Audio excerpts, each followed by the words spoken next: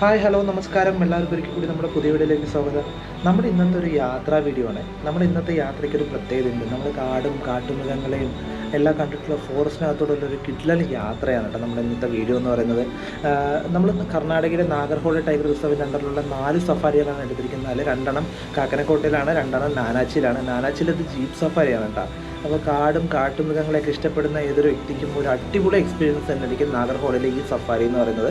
അപ്പോൾ അതിൻ്റെ നല്ല അടിപൊളി കാഴ്ചകളിലേക്ക് പോകാം നമുക്ക്. നമ്മളിപ്പോൾ കാണുന്നത് നാഗർഹോൾ ടൈഗർ റിസർവിൻ്റെ ഒരു വെബ്സൈറ്റ് ആണ് കേട്ടോ. നമ്മൾ നാനാച്ചിയിലാണെങ്കിലും കാക്കനക്കോട്ടയിലാണെങ്കിലും ഈ വെബ്സൈറ്റിൽ കയറി ബുക്ക് ചെയ്തിട്ടാണ് നമുക്ക് ഇങ്ങോട്ട് വരേണ്ടത്. ഇവിടുത്തെ ടൈമിംഗ് എന്ന് പറയുന്നത്, സഫാരിയുടെ ടൈമിംഗ് എന്ന് പറയുന്നത് 2.5 മണിക്കൂറാണ്. നമുക്ക് വർക്കിംഗ് ഡേയ്സിൽ വീക്കെൻഡ് ആണെന്ന് പറഞ്ഞാൽ നമുക്ക് 1.5 മണിക്കൂറേ ഉള്ളൂ. അപ്പോൾ നമ്മൾ മാക്സിമം ഓൺലൈനിൽ ബുക്ക് ചെയ്ത് തന്നെ വരിക. കാരണം എല്ലായ്പ്പോഴും ഓഫ്ലൈനായിട്ട് ടിക്കറ്റ് ഇവിടെ അവൈലബിലിറ്റി ആവണമെന്നില്ല. വർക്കിംഗ് ഡേയ്സ് ഒക്കെ ആണെങ്കിൽ പിന്നെയും ചാൻസസ് ഉണ്ട്. വീക്കെൻഡ് ആണെന്ന് പറഞ്ഞാൽ വളരെ കുറവായിരിക്കും. അപ്പോൾ ഞാൻ വെബ്സൈറ്റിൻ്റെ ഡീറ്റെയിൽസ് ഞാൻ താഴെ ഡിസ്ക്രിപ്ഷനിൽ കൊടുക്കാം. നമ്മൾ ആഗ്രഹിക്കുന്ന ചില യാത്രകൾ നമുക്ക് പല കാരണങ്ങൾ കൊണ്ട് ചെയ്യാൻ സാധിക്കില്ല. എന്നാൽ ചില യാത്രകളോ നമ്മൾ ഒട്ടും പ്രതീക്ഷിക്കാതെ തന്നെ നടക്കും. അങ്ങനെ ഒരു യാത്രയാണ് നമ്മുടെ കബനിയിലേക്കുള്ള ഈ യാത്രയും. അപ്പോൾ നമ്മുടെ സഫാരി സ്റ്റാർട്ട് ചെയ്തു കേട്ടോ. ഇനി നേരെ നമ്മൾ ഫോറസ്റ്റിനകത്തേക്കാണ്. ഞാൻ ഇതിനു മുമ്പും ഒരു തവണ നാഗർഹോൾ ടൈഗർ റിസർവിലേക്ക് വന്നിരുന്നു. അന്ന് നമുക്ക് പച്ചപ്പോടെയായിരുന്നു ഈ കാടൊക്കെ കാണാൻ സാധിച്ചത്. എനിക്ക് പച്ചപ്പോടുള്ള കാട് കാണാനാണ് കൂടുതലായിട്ട് ഇഷ്ടം. പക്ഷേ ഈ ഡ്രൈ ആയി കിടക്കുന്ന കാടിനും ഒരു പ്രത്യേക ഭംഗി തന്നെയാണ്. ഇങ്ങനെ ഡ്രൈ ആയിരിക്കുന്ന സമയം കാടിൻ്റെ വിസിബിലിറ്റി കൂടുതലായിരിക്കും. അനിമൽ സൈറ്റിങ്സ് കൂടുതൽ കാണാനും ചാൻസ് ഇതുപോലുള്ള സമയത്ത് തന്നെ ആയിരിക്കും. കൂടുതൽ കാട്ടുമൃഗങ്ങളും ഈ സമയത്തായിരിക്കും വെള്ളം കുടിക്കാനൊക്കെ ആയിട്ട് കാടിൽ നിന്നും മെല്ലെ പുറത്തേക്ക് ഇറങ്ങുന്നത്.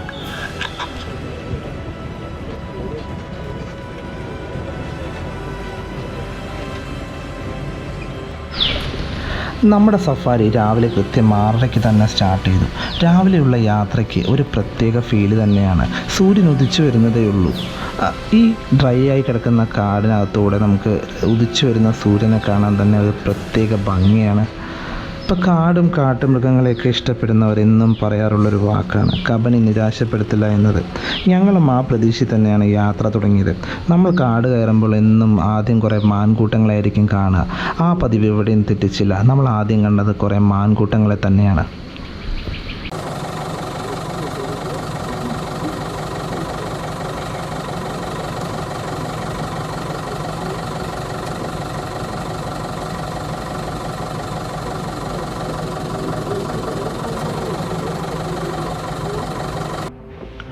വാണിംഗ് കോള് കേട്ടിട്ടുണ്ടായിരുന്നു കേട്ടോ.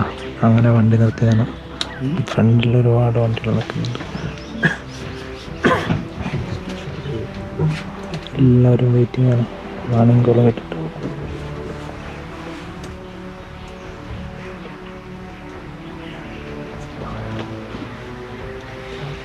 വൈൽഡ് ലൈഫൊക്കെ ഇഷ്ടപ്പെടുന്നവരുടെ ഒരു ഇഷ്ട ലൊക്കേഷൻ തന്നെയാണ് കബനി. നമ്മളിവിടെ എത്ര തവണ വന്നു കഴിഞ്ഞാലും നമുക്ക് ഒരിക്കലും മതി വരത്തില്ല. എന്ന് വരുമ്പോഴും കുറേ പുതിയ നല്ല കാഴ്ചകളായിരിക്കും കബനി നമുക്കായി ഒരുക്കി വെച്ചിട്ടുണ്ടാവുക. അങ്ങനെ നമ്മുടെ യാത്രയുടെ ഇടയിൽ നമുക്കൊരു ഇന്ത്യൻ ലങ്കൂറിനെ കാണാൻ സാധിച്ചു.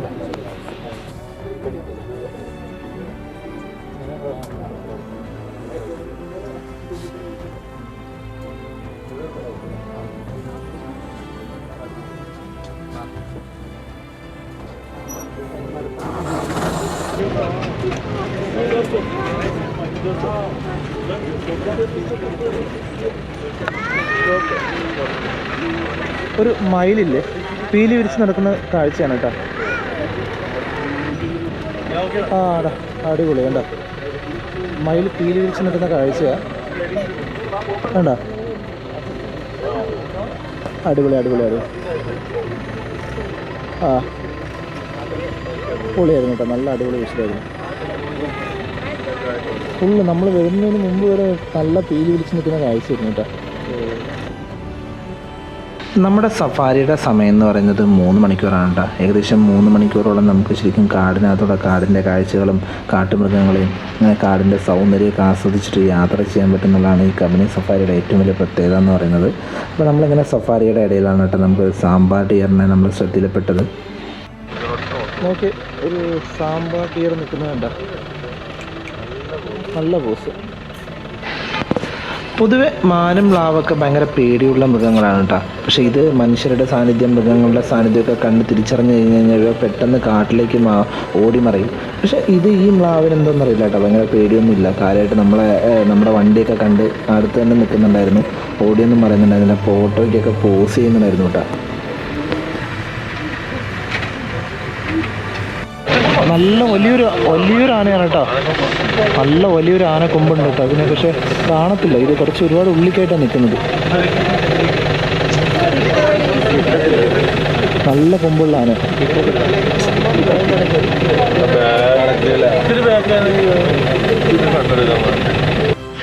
ഇതാണ് കേട്ടോ മിസ്റ്റർ കബനി എന്ന് പറയുന്നത് ആന. ഭയങ്കര വലിയ നല്ല നീളത്തിലുള്ള കൊമ്പാണ് കേട്ടോ. എന്നാൽ ശരിക്കും കൊമ്പ് നിലത്ത് മുട്ടുന്നുണ്ടെന്ന് ഡൗട്ടുണ്ട്. അമ്മാതിരി സാധനം.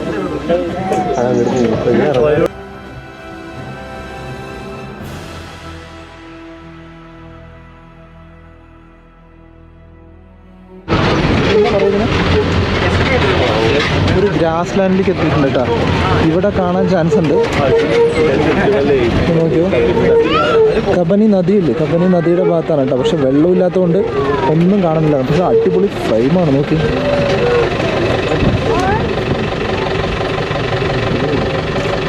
കബനി നദിയുടെയാണ്. ശരിക്കും മോസ്റ്റ്ലി നമുക്ക് ഈ ഭാഗത്തൊക്കെ വന്നു കഴിഞ്ഞാൽ നോർമലി നമുക്ക് കാണേണ്ടതാണ്, എന്തെങ്കിലുമൊക്കെ കാണേണ്ടതാണ്. പക്ഷെ വെള്ളം ഒന്നുമില്ല, വെള്ളം വറ്റി ഒരു പുല്ല് പോലും വെള്ളമില്ലാത്ത അവസ്ഥയാണ്. അതുകൊണ്ടാണ് ഒന്നും കാണാത്ത കാര്യമായിട്ട്. ഇവിടെ കുറച്ച് മാൻകൂട്ടങ്ങളുണ്ട് കേട്ടോ, അതല്ലാതെ വേറെ ഒന്നും കാണുന്നില്ല ഇപ്പോൾ ഇവിടെ നിന്ന്. ഓക്കെ, വറ്റി വരണ്ട് കിടക്കുന്നത് കണ്ട ഫുള്ള് അങ്ങോട്ടും കേട്ടോ. നന്നായിട്ട് വെള്ളമുള്ള സമയത്തൊക്കെ ആണെങ്കിൽ ഭയങ്കര ബ്യൂട്ടി ആയിരിക്കും നമുക്ക് കാണാനായിട്ട്.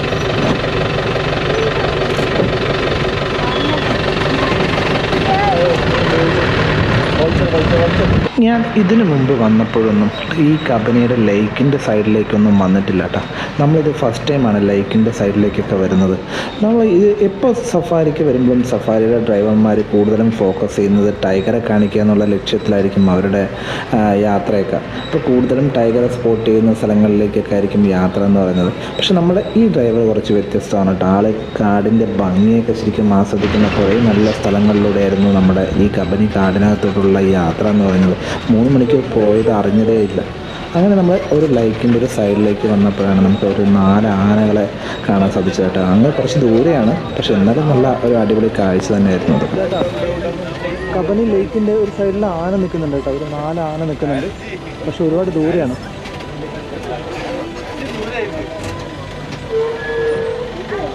ായിട്ട് ഒരു 4 ആന നിൽക്കുന്നുണ്ട്, ഒരുപാട് ദൂരെയാണ്. ആന ഭക്ഷണം കഴിക്കുന്നത് കാണാൻ തന്നെ ഒരു പ്രത്യേക രസമാണ്. കാരണം ആ മണ്ണിൽ നിന്ന് ആ പുല്ലിനെ മെല്ലെ അകത്തി മാറ്റി കാലുകൊണ്ട് ആ പുല്ലിലെ മണ്ണൊക്കെ തട്ടി മാറ്റി കഴിക്കുന്ന രീതി കാണാൻ തന്നെ ഒരു ഭയങ്കര രസമാണ്. കൂടെ ആനക്കുട്ടി കൂടെ ഉണ്ടെങ്കിൽ ഭയങ്കര കെയറിങ് ആയിരിക്കും കേട്ടോ ഈ ആനക്കൂട്ടമൊക്കെ.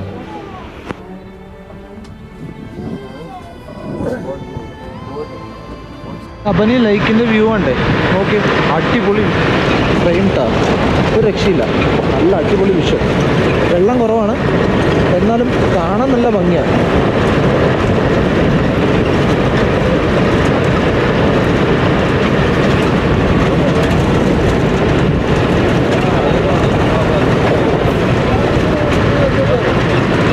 നമ്മുടെ ഈ യാത്രയിൽ കാര്യമായിട്ടുള്ള കാഴ്ചകളൊന്നും കാണാൻ പറ്റിയില്ല എന്നുള്ള സങ്കടത്തിൽ ഇങ്ങനെ യാത്ര ചെയ്യുമ്പോൾ നമ്മുടെ യാത്രയുടെ അവസാന ഘട്ടമൊക്കെ ആയിട്ടാണ്. ആ സമയത്താകുമ്പോൾ നമുക്ക് ഡ്രൈവർ ചേട്ടനൊരു കോൾ വന്നു, കടുവ എവിടെയോ സ്പോട്ട് ചെയ്തിട്ടുണ്ടെന്ന് പറഞ്ഞിട്ട്. പിന്നെ ഒന്നും നോക്കിയില്ല, ആശ നേരെ അങ്ങോട്ടായിരുന്നു വെച്ച് പിടിച്ചത്. നമ്മൾ അവിടെ എത്തുമ്പോഴേക്ക് തന്നെ നമുക്ക് മുമ്പേ തന്നെ ഒരുപാട് സഫാരി വാഹനങ്ങൾ അവിടെ കടുവയെ കാണാനായിട്ട് വെയിറ്റിംഗ് ആയിരുന്നു കേട്ടോ. നമ്മൾ കുറച്ച് ലേറ്റായി പോയെന്ന് തോന്നിപ്പോയി, പക്ഷെ എന്നാലും അടിപൊളി കാഴ്ചയായിരുന്നു. ടൈഗറെ സ്പോട്ട് ചെയ്തിട്ടുണ്ട്, നോക്കുക. അത് കാണാനായിട്ട് എത്ര വണ്ടികളാണ് നോക്കുക. ഫുൾ എല്ലാ വണ്ടിയും ഇന്നിവിടെ.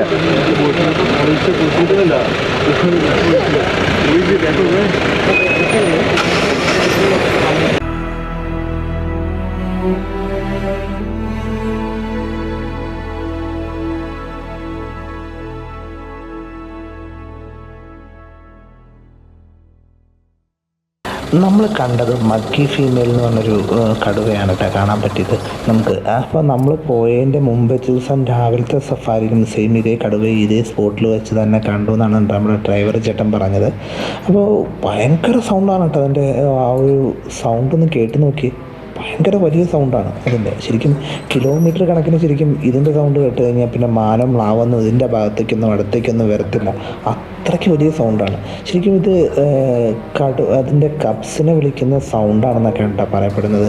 എനിക്ക് വെയിലൊക്കെ ആയതുകൊണ്ടായിരിക്കും തോന്നുന്നു കേട്ടോ കുറേ നേരം ഇത് വെള്ളത്തിൽ കിടക്കണ്ടായിരുന്നു. പിന്നെ ആരും കപ്സൊന്നും തിരിച്ച് ഇങ്ങോട്ട് വരാത്തത് കൊണ്ടാണ് തോന്നുന്നു മെല്ലെ ആശാൻ വെള്ളത്തിൽ നിന്നിട്ട് നേരെ കാട്ടിലേക്ക് കയറിപ്പോയിട്ടാണ്.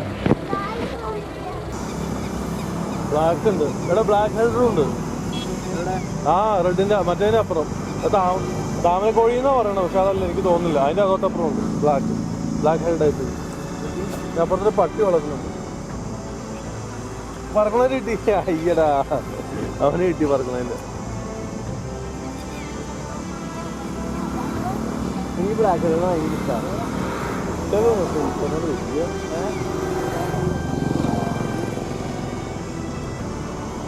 അങ്ങനെ നമ്മുടെ സഫാരിയിൽ നമ്മൾ ആദ്യമായിട്ട് നമ്മൾ കടുവയെ കണ്ടു കേട്ടോ, നേരിട്ട്. അങ്ങനെ നമ്മൾ ആദ്യമായിട്ടാണ് ഞാൻ കാണുന്നത്, കടുവയൊക്കെ നേരിട്ട് കാണുന്നത്.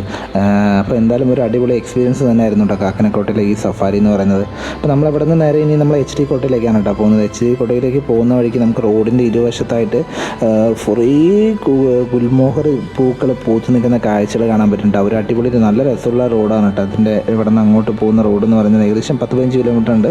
അപ്പോൾ നമ്മൾ നേരെ HD കോട്ടയ്ക്ക് പോകുന്നതിന് മുമ്പ് തന്നെ നമ്മൾ കബനി ലേക്കിൻ്റെ വേറൊരു വ്യൂ ഉണ്ട് കേട്ടോ നമുക്ക് ശരിക്കും പറഞ്ഞു കഴിഞ്ഞാൽ. അപ്പോൾ അങ്ങോട്ട് നമുക്ക് വണ്ടിയൊക്കെ കൊണ്ടുപോകാൻ പറ്റും. അപ്പോൾ നമ്മൾ നേരെ പോയത് പിന്നെ അങ്ങോട്ടായിരുന്നു. അവിടെ പോയ സമയത്ത് ഒരുപാട് നമുക്ക് ബേഡ്സുകളൊക്കെ കാണാൻ പറ്റും കേട്ടോ. വ്യത്യസ്ത തരത്തിലുള്ള ഡിഫറെൻ്റ് ആയിട്ടുള്ള ബേഡ്സുകളൊക്കെ കാണാൻ പറ്റും. എനിക്ക് അതിൻ്റെ പേരുകളൊന്നും കറക്റ്റായിട്ട് കൃത്യമായിട്ട് അറിയത്തില്ല. അപ്പോൾ നിങ്ങൾക്ക് ആർക്കെങ്കിലും അറിയണമെന്ന് പറഞ്ഞാൽ താഴെ കമൻറ്റ് ചെയ്യണേ. നമ്മുടെ കാക്കനക്കോട്ടെ സഫാരി വീഡിയോ എല്ലാവർക്കും ഇഷ്ടപ്പെടണമെന്ന് വിചാരിക്കുന്നു. ഇനി അടുത്ത് നമ്മൾ നാനാച്ചിലുള്ള സഫാരിയാണ് കേട്ടോ. നാനാച്ചിൽ നമുക്ക് ഒരുപാട് വ്യത്യസ്തമായിട്ടുള്ള കാഴ്ചകൾ നമുക്ക് അതിനോട് കാണാനുണ്ട്. അപ്പോൾ ഒരു അടിപൊളി കാഴ്ചകളായിരിക്കും നമുക്ക് അടുത്ത വീഡിയോ എന്ന് പറയുന്നത്. അപ്പോൾ നമ്മുടെ ചാനൽ സബ്സ്ക്രൈബ് ചെയ്തിട്ടുണ്ടെങ്കിൽ ചാനൽ സബ്സ്ക്രൈബ് ചെയ്യുക. പുതിയ വീഡിയോ ആയിട്ട് അടുത്ത വീഡിയോയിൽ കാണാം. Okay, bye bye.